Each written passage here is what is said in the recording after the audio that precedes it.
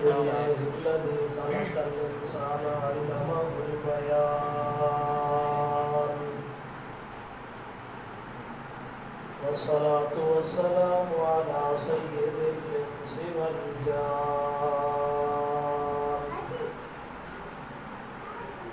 وعلى آله وأصحابه الذين عليهم الرضوان.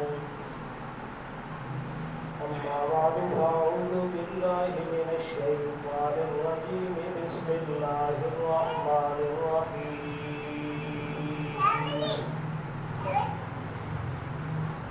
زين للناس حب الشهوات من النساء والبنين والقناطير المقنطرة من الذهب والفضة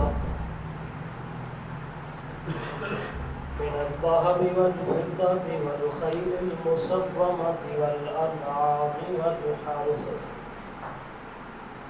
ذلك متاع الحياة الدنيا والله عنده حسن المآب.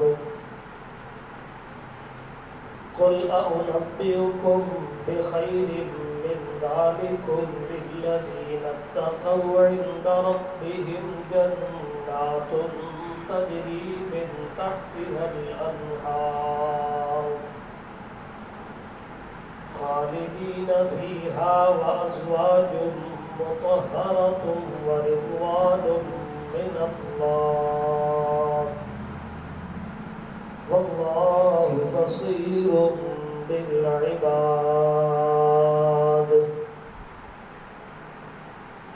صدق الله مولانا العظيم وبلغنا رسوله النبي الأمي الكريم ونحن على ذلك لمن الشاهدين والشاكرين والحمد لله رب العالمين.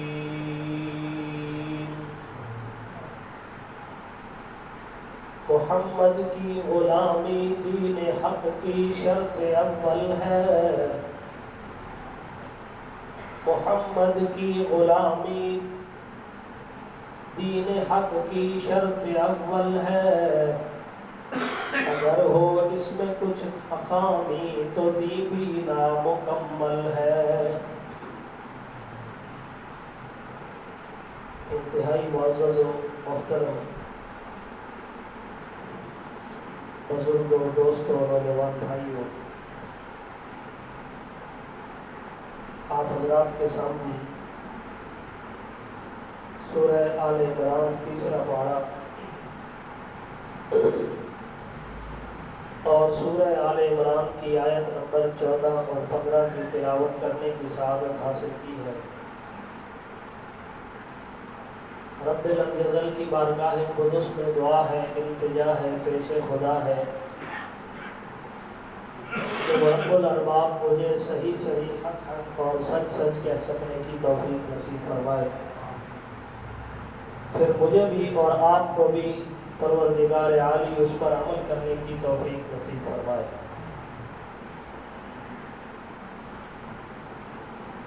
یہ زمانہ تنزل کا زمانہ ہے. صحابہ کا زمانہ ترقی کا زمانہ تھا. تابعین کا زمانہ برکت کا زمانہ تھا. تبع تابعین کا زمانہ بھی خیر کا زمانہ تھا. پھر اس کے بعد فساد پھیلتا گیا اور اب تو تنزل ہی تنزل ہے، فساد ہی فساد ہے، اختلافات ہی اختلافات ہیں، خرافات ہی خرافات ہیں. حقیقت خرافات میں کھو گئی، یہ امت خرافات میں کھو گئی.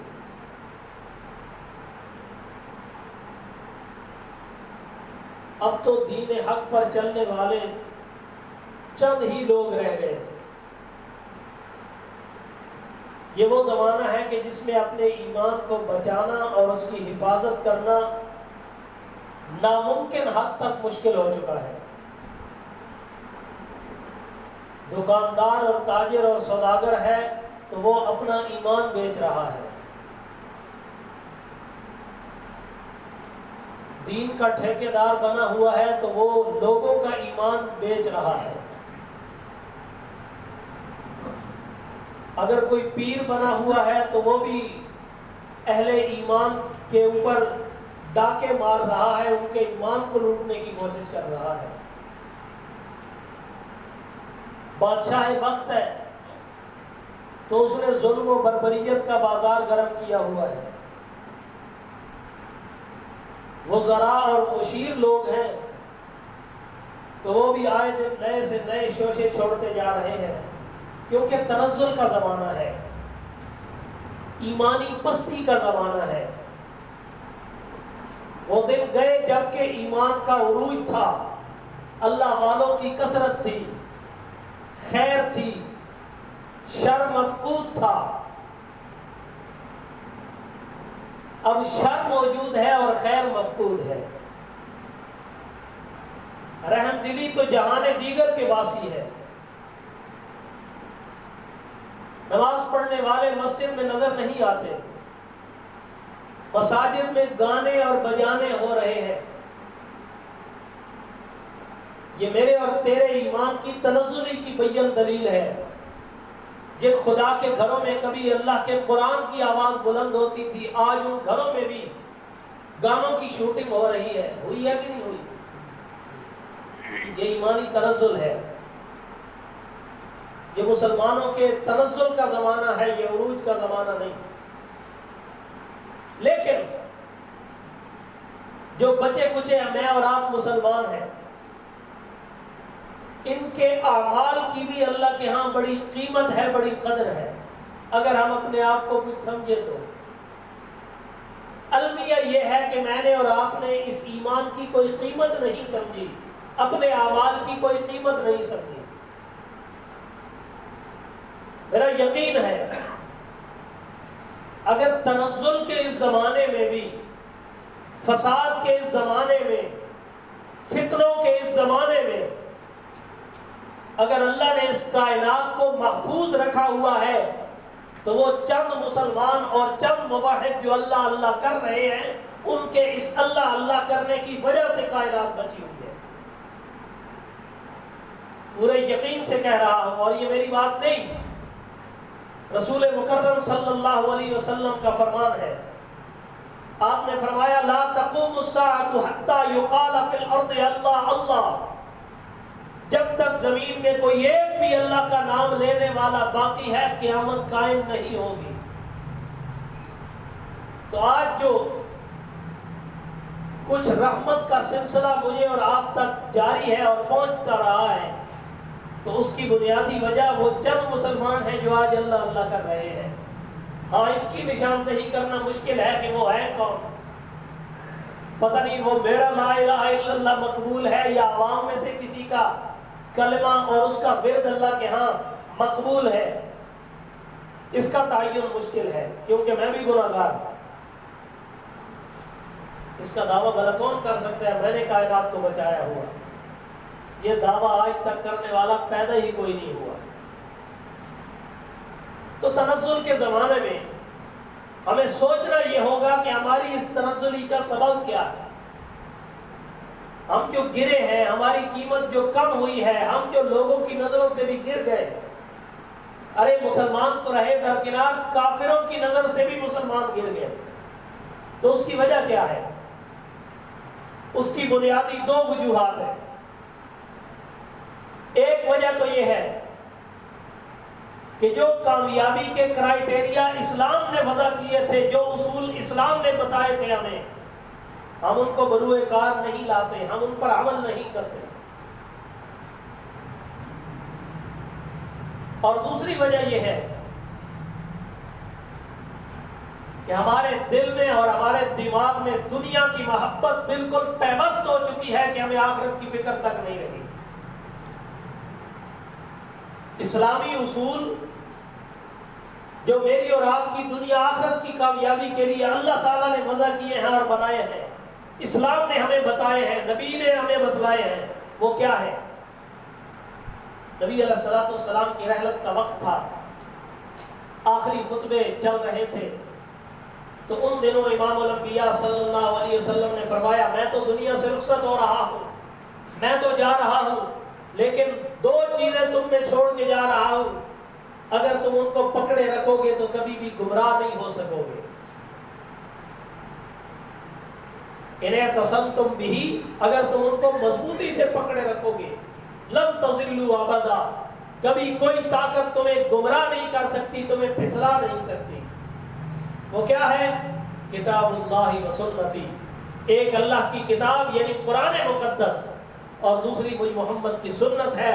اگر ان دو اصولوں کو، اگر ان دو قانونوں کو، اگر ان دو عالمگیر اصولوں کو پکڑے رکھو گے، دنیا کی کوئی طاقت تمہیں گرا نہیں سکتی، تمہارا مقابلہ نہیں کر سکتی۔ قرآن کو ہم نے بند کر کے الماری میں رکھ دیا، موقع ملا تو کبھی چوم چاٹ لیا، بس اس سے زیادہ اور کوئی تعلق نہیں ہے ہمارا قرآن سے۔ اور سنت تو بس ایک نام رہ گیا ہے، اس پر عمل کرنے والا نظر ہی کوئی نہیں آتا۔ پچھلے درس میں ایک وعدہ لیا تھا، پتہ نہیں کس کس نے اس پہ عمل کیا ہے۔ داڑھی کہا تھا، یہ بھی بھول گئے کہ ہوا بھی تھا یا نہیں۔ مجھے یاد ہے سب ذرا ذرا، تجھے یاد ہو کہ میں یاد ہے۔ تو سنت یہ دوسری چیز ہے جو امام الانبیاء صلی اللہ علیہ وسلم نے میری اور آپ کی کامیابی کا راستہ بتلایا، اصول بتلائے، ان میں دوسرا اصول نبی کی سنت ہے۔ اور تیقن سے کہتا ہوں، پورے یقین سے کہتا ہوں، اگر مسلمان ان دو اصولوں کو باقاعدہ اپنا لے، ایک اللہ کی کتاب اور دوسری نبی کی سنت، زمینیں آج بھی سونا اگل سکتی ہے، آسمان سے آج بھی چاندی برس سکتی ہے، بارشیں آج بھی وقت پر آ سکتی ہیں، موسم آج بھی رحم دلی کر سکتے ہیں، حالات آج بھی موزوں اور مناسب ہو سکتے ہیں، لیکن شرط یہ ہے کہ میں اپنے آپ کو بدلنے کی کوشش کروں۔ ہر دانشور بن کے گھر میں بیٹھا ہے، دنیا کو بدلنے کی کوشش ہو رہی ہے، تبدیلیاں لانے کی کوشش ہو رہی ہے، ہر آدمی اپنی جگہ پہ دانشور ہے، تجزیہ نگار تبصرے کر رہا ہے، فلاں ایسا فلاں ایسا فلاں ایسا۔ کوشش یہ ہے کہ میں خیالی پلاؤ کے ذریعے ہی دنیا کو بدل ڈالوں اور نقشے میں تبدیلی لے آؤں۔ اس طرح تبدیلی ناممکن ہے۔ جب تک کہ ہم اپنے اندر کے انسان کو تبدیل نہیں کر سکتا، تب تک تو باہر کے انسانوں کو بھی تبدیل نہیں کر سکتا۔ یہ اصول ہے۔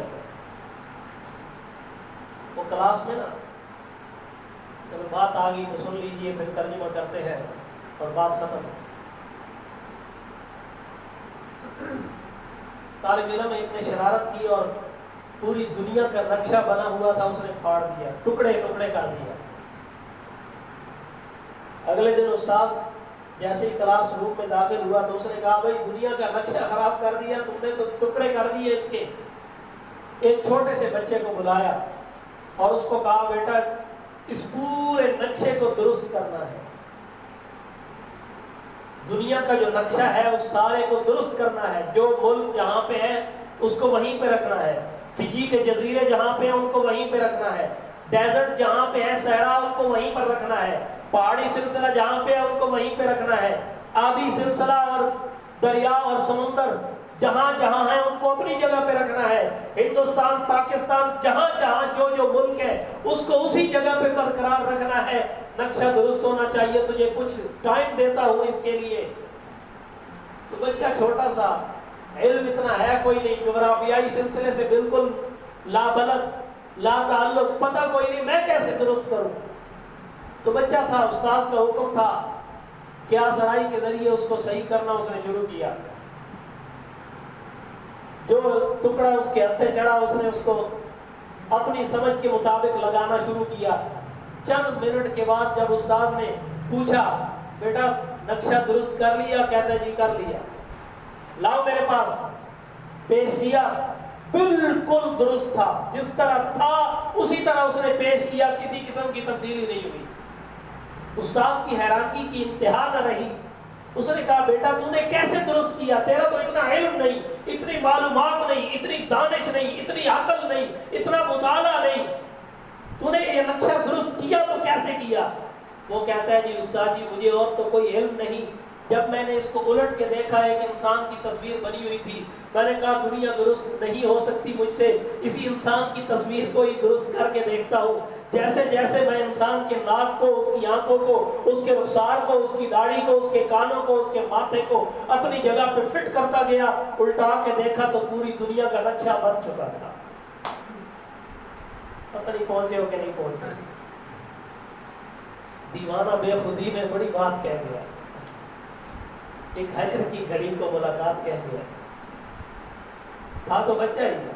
اس نے کہا میں نے کہا دنیا کے نقشے تو مجھ سے درست نہیں ہوتے، چلو انسان کی شکل ہی بنا کے دیکھتے ہیں۔ جب صحیح معنوں میں ادھر انسان تعمیر ہوا، ادھر پوری دنیا کا نقشہ وجود میں آ گیا۔ میرے دوست، میرے اور تیرے لیے سبق ہے، اگر انسان اپنے آپ کو درست کر لے، اپنے اندر کو بدل لے، پوری دنیا بدل جائے گی۔ جب تک میں تعصب کی اینک لگا کے لوگوں کو دیکھتا رہوں گا تو کسی میں چغلی نظر آئے گی، کسی میں عیب نظر آئے گی، کسی کی عزت مجھے گدری نظر آئے گی، اپنے آپ کو تو میں ٹھیک ہی کہتا رہوں گا۔ اصل مہمہ ہے اپنے آپ کو تبدیل کرنا، چیلنج ہے اپنے آپ کو تبدیل کرنا، اور یہ بڑا مشکل کام ہے۔ زُيِّنَ لِلنَّاسِ حُبُّ الشَّهَوَاتِ مِنَ النِّسَاءِ وَالْبَنِينَ وَالْقَنَاطِيرِ الْمُقَنطَرَةِ مِنَ الذَّهَبِ وَالْفِضَّةِ وَالْخَيْلِ الْمُسَوَّمَةِ وَالْأَنْعَامِ وَالْحَرْثِ ذَلِكَ مَتَاعُ الْحَيَاةِ الدُّنْيَا وَاللَّهُ عِندَهُ حُسْنُ الْمَآبِ۔ اللہ فرماتے ہیں لوگوں تم دنیا کی زیب و زینت میں کھو گئے ہو، تم نے جو فیشن ڈیزائن میچنگ دیکھی اسی پہ نظریں ٹک گئی، فلاں چیز بڑی خوبصورت، فلاں بندہ بڑا خوبصورت، فلاں کا سٹیٹس بڑا خوبصورت، فلاں کا لب و لہجہ بڑا خوبصورت، فلاں کا لباس بڑا خوبصورت، فلاں کا رہن سہن بڑا خوبصورت، فلاں کا بنگلہ، فلاں کی گاڑی، تمہاری نظر انتخاب یہیں پہ ٹک گئی ہے۔ نام یا نا یہ ظاہری حسن ہے، توجہ اس بات میں کرنے کی ضرورت تھی ان چیزوں میں حسن پیدا کرنے والا کون ہے، اور ان تمام کائنات کی چیزوں میں حسن پیدا کرنے والا، شائستگی پیدا کرنے والا، اپنی قدرت کے نظارے کرانے والا وہ کون ہے؟ تم ظاہری حسن کو دیکھتے رہے، باطنی حسن کو بھول گئے۔ فرمایا ذالک متاع الحیات الدنیا، تمہاری دوڑ لگی ہوئی ہے بڑے بنگلے کی طرف، تمہاری دوڑ لگی ہوئی ہے بڑی گاڑی کی طرف، والخیل المسومہ، نشان لگائے ہوئے گھوڑے۔ کیا مانا؟ اس زمانے کی سواری گھوڑے ہوا کرتے تھے، آج کل کے زمانے کی سواری مرسڈیز ہے، آج کل کی سواری لینڈ کروزر، آج کل کی سواری سیون ہے، میں پتہ نہیں کیا بلا رہا ہے، آج کل کی سواری تیری اس کے اوپر نظریں ٹکتی ہیں۔ فرمایا نا ذالک متاع الحیات الدنیا، یہ دنیا کا نفع ہے، یہ دنیا کی چند روز کی زندگی ہے، اسی پہ تیری نظریں ٹک گئی۔ جو ہمیشہ کی ملنے والی زندگی ہے تو اس کو بھول چکا ہے، اس کو کبھی نہ بھول۔ ذالک متاع الحیات الدنیا، یہ تو متاع ہے۔ متاع کا معنی کیا ہوتا ہے؟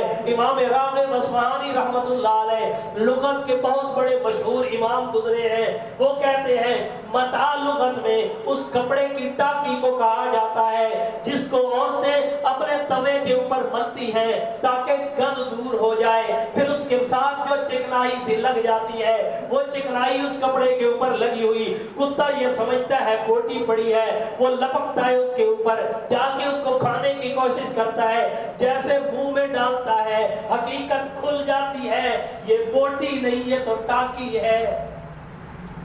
سمجھو کہ نہیں سمجھو؟ یہ بوٹی نہیں یہ تو ٹاکی ہے، مجھے دھوکہ ہوا، یہ سب فریب نظر تھا، میری آنکھوں نے دھوکہ کھایا، حقیقت کچھ نہیں تھی، کتا لپکا اس کے اوپر بوٹی سمجھ کر، جب منہ میں ڈالا تو ٹاکی نکلی۔ اللہ فرماتے ہیں ذالک متاع الحیات الدنیا، اور دنیا کے کتے بننے والے جس کی دوڑ صرف دنیا کی طرف ہے، جو یہی سوچتا ہے میرے پاس اچھی گاڑی ہونی چاہیے، اچھا بنگلہ ہونا چاہیے، سوسائٹی ہونی چاہیے، میرا سٹیٹس ہونا چاہیے، میری شہرت ہونی چاہیے، میرا سٹائل ہونا چاہیے، یہ دنیا کے پیچھے دوڑنے والے جب جب دنیا تجھے مل گئی تیرے منہ میں آئے گی تو اس کتے کے منہ میں آئی ہوئی ٹاکی کے سے زیادہ اس کی کوئی حیثیت نہیں ہوگی، کوئی وقت نہیں ہوگی۔ ذالک متاع الحیات الدنیا، جس کی طرف تو دوڑ رہا ہے یہ بے حقیقت چیزیں ہیں جن کو تو چھوڑ رہا ہے، ساری حقیقتیں اسی میں موجود ہیں۔ سمجھو کہ نہیں سمجھو؟ متاع الحیات الدنیا، یہ دنیا کا نفع ہے، یہ وہی ٹاکی ہے جس پہ کتا آیا تھا، منہ میں ڈالا تو کچھ نہ نکلا، لہذا تو بھی دنیا کے پیچھے دوڑ رہا ہے، جتنا اس کے پیچھے بھاگے گا یہ تیرے سے آگے نکلے گی، تو اور کوشش کرے گا یہ اور آگے نکلے گی، بالآخر کیا ہوگا؟ ایک گمنام کھڈے میں جا کے گر جائے گا، اوپر سے مٹی ڈال دی جائے گی، اسی کو تیری قبر کہتے ہیں۔ پہنچے ہو کہ نہیں؟ دوڑ لگائی نبی علیہ السلام نے ایک دن خط کھینچے، 3 خط بنائے نبی علیہ السلام نے، حدیث پاک میں موجود ہے، ایک چھوٹا سا خط، پھر ایک اس سے بڑا خط، ایک اس سے بڑا خط، یوں 3 لائنیں لگائی۔ اللہ کے پیغمبر نے فرمایا یہ انسان کی زندگی ہے، چھوٹا خط یہ انسان کی زندگی ہے، اور یہ جو دائرے سے باہر نکلا ہوا بڑا خط ہے یہ انسان کی امیدیں ہیں، یہ تمنائیں ہیں، یہ حسرتیں ہیں، یہ اس کے ارمان ہیں۔ یہ زندگی تو اتنی سی لے کے آیا لیکن خواہشات کی فہرست بہت بڑی ہے، انڈیکس جو اس نے خواہشات کی اپنے دماغ میں بنا رکھی ہے اس میں تو چیزیں شمار میں نہیں آتی، میں نے یوں کرنا ہے، میں نے یہاں کرنا ہے، نتیجہ یہ نکلتا ہے کسی ایک انجام پہ نہیں پہنچتا کہ قبر میں گھس جاتا ہے۔ اگر دوڑنا بھی ہے تو ففروا الی اللہ، اللہ کی طرف دوڑ، جہاں پر دوڑ لگانے کی وجہ سے پوری کائنات مل سکتی ہے، جن کے پیچھے تو جا رہا ہے وہاں سے آج تک کسی کو کچھ نہ ملا۔ سکندر نے پوری دنیا کو فتح کیا تھا، ملکوں کے ملک فتح کرتا چلا گیا، کائنات کی کون سی دولت تھی جو اس کے پاس نہ ہو؟ فورس بھی تھی، فوج بھی تھی، طاقت بھی تھی، سب کچھ تھا، لشکر تھا، جنود تھا، حنود تھا، سب کچھ تھا اس کے پاس، ایک نہیں تھا تو موت سے بچنے کا نسخہ نہیں تھا۔ ایسا ہے نہیں؟ اگر حکیم ہوتا تو ہر جڑی بوٹی تلاش کر لیتا، کیونکہ اس کی سلطنت اتنی بڑی، اس کے پاس وسائل اتنے بڑے۔ اگر کوئی ڈاکٹر ہوتا دنیا کی تحقیق کر ڈالتا، اگر وہ دانشور ہوتا تجزیے کر کر کے کائنات کو فتح کر لیتا، اگر وہ کوئی صحافی ہوتا پوری کائنات کی تاریخ لکھ مارتا، لیکن اس سے زیادہ کچھ نہیں کہ مرنا ہے، پوری کائنات کی دولت اس کے پاس موجود تھی، ایک نہیں تھا تو مرنے سے بچنے کا نسخہ موجود کوئی نہیں تھا، بالآخر مر گیا، اور کہتا ہوئے مرتے ہوئے کہہ گیا، دنیا والوں کو نصیحت کر گیا، میں جب مر جاؤں قبر میں اتارنے سے پہلے ایک بار ہاتھ میرا باہر نکال کے دنیا والوں کو نظارہ کروا دینا، دنیا والوں کو نظارہ کروا دینا، جس نے پوری دنیا پہ اپنی فتح کے پھریرے لہرائے ہیں، جس نے پوری دنیا کو فتح کر کے اپنی کامیابی کے جھنڈے گاڑے تھے۔ آج سکندر جب دنیا سے چلا تو دونوں ہاتھ خالی تھے، ساتھ کچھ نہ لے کے گیا۔ میرے دوست، کوئی بوڑھا ہے وہ بھی سنے، کوئی جوان ہے وہ بھی سنے، کوئی بچہ ہے وہ بھی سنے، ساتھ کسی نے کچھ نہیں لے کے جانا، ننگے بدن آیا تھا۔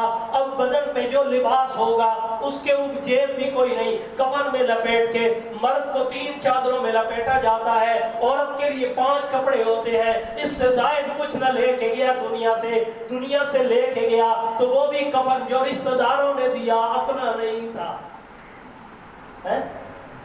ہم نے دیکھے ہیں ایسے ہزاروں کے جن کا معطر بدن تھا، مشین چلن تھا، جب قبر کہن ان کی کھولی تو دیکھا نہ عضو بدن تھا نہ تارے کفن تھا، کفن کی ایک تار بھی باقی نہیں رہ جاتی، ننگے بدن آیا تھا۔ اسی طرح اللہ کی بارگاہ میں کل پیش ہونا ہے، اگر تجھے کام آئے گی تو 2 چیزیں، ایک تیرا ایمان، دوسرا تیرا عمل۔ ایسا ہے نہیں؟ کیا لے کے گیا دنیا سے؟ کسی کی کوئی ڈگری وہاں نہیں چلتی، کسی کے کوئی عہدے وہاں نہیں چلتے، قبر کو کرنل کی دھمکی نہیں دی جا سکتی، کہ کرنل صاحب تیرے پاس آ رہے ہیں. قبر کو دھمکی جنرل کی نہیں دی جا سکتی کہ جنرل آ رہا ہے تیرے اندر. قبر کو بادشاہ کی دھمکیاں نہیں دی جا سکتی. کیوں؟ وہ بادشاہوں کی بھی گردنیں توڑ کے رکھ دیتی ہے, وہ وزیروں کی وزارت کو کھوڑ کے رکھ دیتی ہے, وہ آنکھیں پھوڑ کے رکھ دیتی ہے. وہاں وہ کسی کی کچھ نہیں لگتی, وہ تو اندھیری کوٹھڑی ہے, اس سے زیادہ کچھ نہیں. میرے دوست, اگر اس قبر کو منور کرنا ہے, اس میں نور پیدا کرنا ہے, تو اللہ کی کتاب کو سینے سے لگانا ہوگا. محاسبے کا وقت ہے. میں نے کہا تنزل کا زمانہ ہے. اس تنزل کے زمانے میں اگر کوئی عروج چاہتا ہے, اگر کوئی ترقی چاہتا ہے, تو دو نسخہ کیمیا جو امام الانبیاء نے بیان کیے وہ یہی ہے. ایک اللہ کی کتاب ہے اور دوسرا پیغمبر کا خطاب ہے, پیغمبر کی سنت ہے. ان دو کو اپنانا ہوگا. صحابہ کو دنوں میں اللہ نے ترقیاں دی, دنوں میں. چند دنوں کی بات تھی, کل تک کھانے کو کچھ نہیں تھا اور اب پوری دنیا کے وزیر بنے ہوئے تھے. تو وجہ کیا تھی؟ انہوں نے ان دو چیزوں کو اپنے سینے میں جگہ دی, دو چیزوں کو اپنایا, ایک اللہ کی کتاب, دوسرا پیغمبر کی سنت. اس کے علاوہ ان کو کوئی چیز اچھی نہیں لگتی. حضرت عمر کا زمانہ تھا, عورت کھڑی ہو گئی. حضرت عمر رضی اللہ تعالیٰ عنہ نے خطبہ دیا اور عورتوں کو کہا تم بہت زیادہ مہر کا مطالبہ کرتی ہو, یہ مطالبے اپنے کم کرو. کہنے والا کون؟ امیر المومنین, 22 لاکھ مربع میل کا تنہا بادشاہ